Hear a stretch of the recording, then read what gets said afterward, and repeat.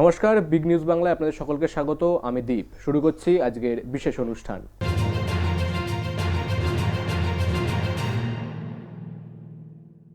পশ্চিমবঙ্গে আপাতত শুষ্ক এবং শান্ত আবহাওয়াই বজায় থাকবে।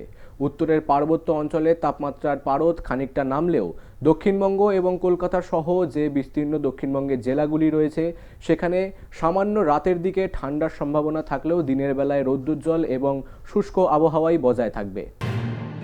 পশ্চিমবঙ্গে আজ শুষ্ক আবহাওয়া বজায় থাকবে।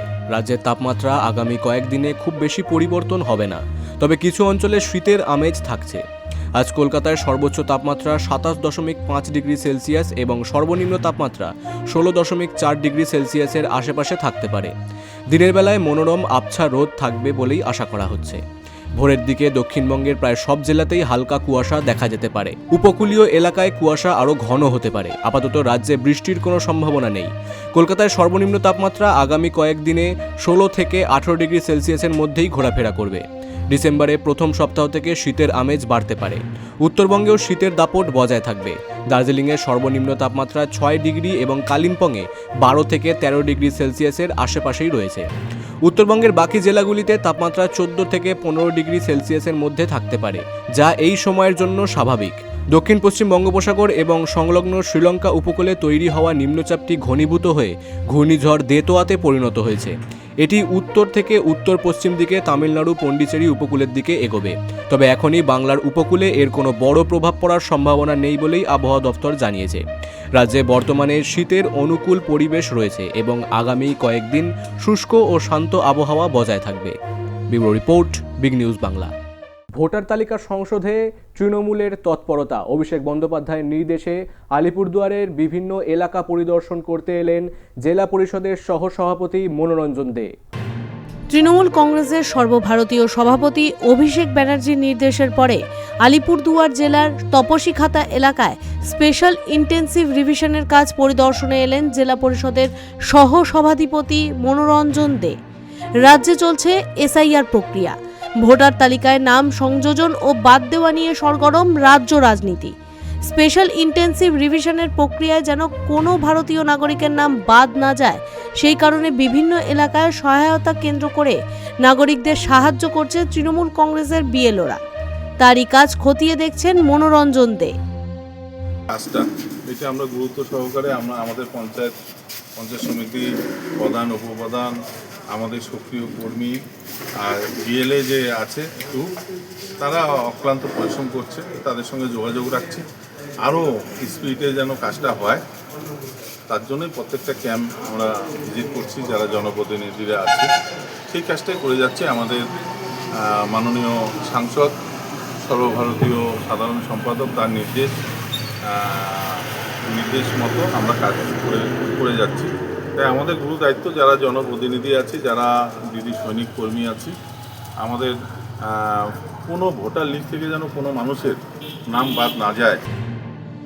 এদিন তার সাথে উপস্থিত ছিলেন পররপাড় গ্রাম পঞ্চায়েতের তৃণমূল কংগ্রেস অঞ্চলের চেয়ারম্যান সুজিত রায়, গ্রাম পঞ্চায়েত প্রধান শ্রীতা রায়, মহিলা তৃণমূল কংগ্রেস অঞ্চল সভানেত্রী সুস্মিতা দে, আইএনটিটিইউসির অঞ্চল সভাপতি গোবিন্দ রায়, তৃণমূল কংগ্রেসের বিএলও 2 টিঙ্কু রায়, বিশ্বজিৎ রায় এবং পঞ্চায়েত সদস্যরা। নীরব একটা ছোট্ট বিরতি, ফিরে আসছি বিরতির পর।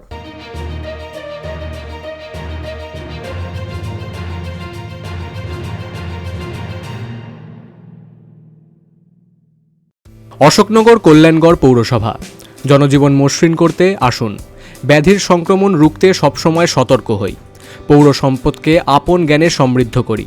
পানীয় জলের অপচয় বন্ধ করি। গাছ লাগাই, গাছ বাঁচাই।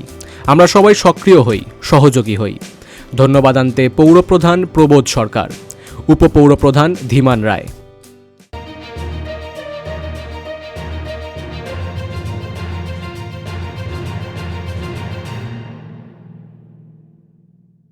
ফিরে এলাম বিরতির পর। আপনারা দেখছেন বিগ নিউজ বাংলা।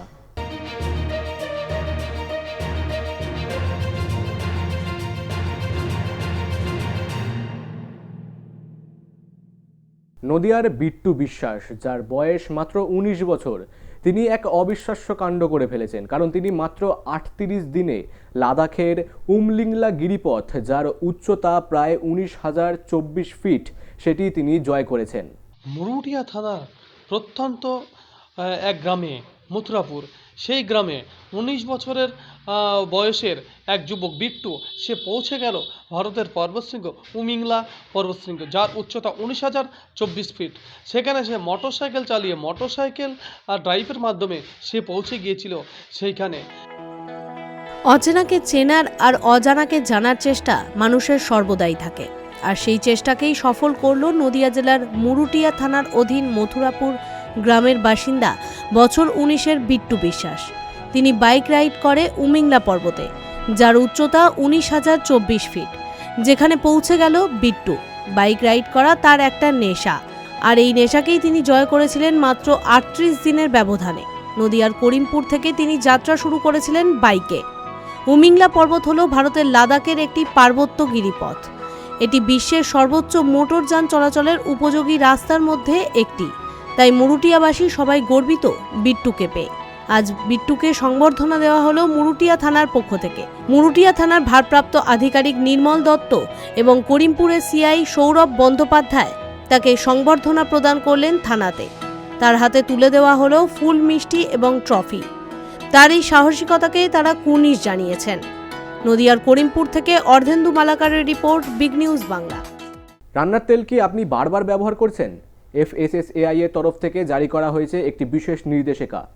রান্নার তেল বারবার যদি ব্যবহার করা হয় তবে তা রূপান্তরিত হয় ট্রান্স ফ্যাটে, যা হৃদরোগের ঝুঁকি বাড়ায়। তাই সাবধান, রান্নার তেল বারবার ব্যবহার করার উচিত একেবারেই নয়, এমনটাই জারি করেছেন FSSAI। লুচি হোক কিংবা মুচমুচে মাছ ভাজা, কড়ায় তেল বেশি না ঢেলে উপায় নেই। ভাজাভুজির ক্ষেত্রে তেলের মধ্যে ডুবিয়ে রান্না করাটাই দস্তুর, কিন্তু অনেক সময় রান্নার পর বাড়তি তেল আমরা সযত্নে গুছিয়ে রাখি, কারণ ওই তেল দিয়েই পরে আবারও রান্না করা হয়। মাঝে মধ্যে এমনটা অনেককেই করতে দেখা যায়, কিন্তু দীর্ঘকাল ধরে এমনটা চলতে থাকলে তা স্বাস্থ্যের জন্য ঝুঁকিপূর্ণ। সম্প্রতি food safety and standards authority of India বিষয়টির ওপর গুরুত্ব আরোপ করে নয়া নির্দেশিকা প্রণয়ন করেছে। FSSAI জানাচ্ছে, রান্না করা তেল পুনরায় গরম করে রান্না করা বিপজ্জনক। তাই একই তেল বারবার ব্যবহার করা থেকে সকলকে বিরত থাকতে সতর্ক করা হচ্ছে। নতুন তেলে TPCর পরিমাণ থাকে 15%, কিন্তু রান্না করা তেল পুনরায় ব্যবহার করলে সেই তেলে TPCর পরিমাণ দাঁড়ায় 25%রও বেশি। এই তেল গুণগত মানের দিক থেকে একদমই খারাপ। বিশেষ করে বাইরের বিভিন্ন খাবারের দোকান বা বড় হোটেলে তেলের ব্যবহারের হিসেব রাখতে নতুন নিয়ম আনল FSSAI। খাবারের হোটেলে নতুন তেলে রান্নার পর বাকি তেল রান্না না করে অথরাইজড এজেন্সিকে দিয়ে দিতে হবে।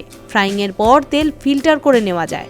সেই তেল হালকা রান্নাতে ব্যবহার করা যেতেই পারে, কিন্তু ফেনা ওঠা ধুমায়িত তেল দিয়ে কখনোই দ্বিতীয়বার রান্না করা উচিত না। এতে কি কি ক্ষতি হতে পারে?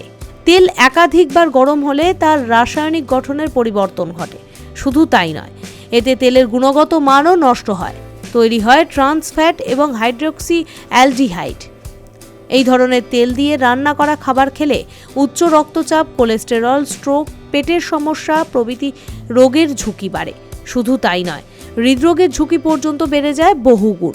এছাড়া অন্ত্রের স্বাস্থ্যও বিঘ্নিত হয়। Bureau report, big news Bangla.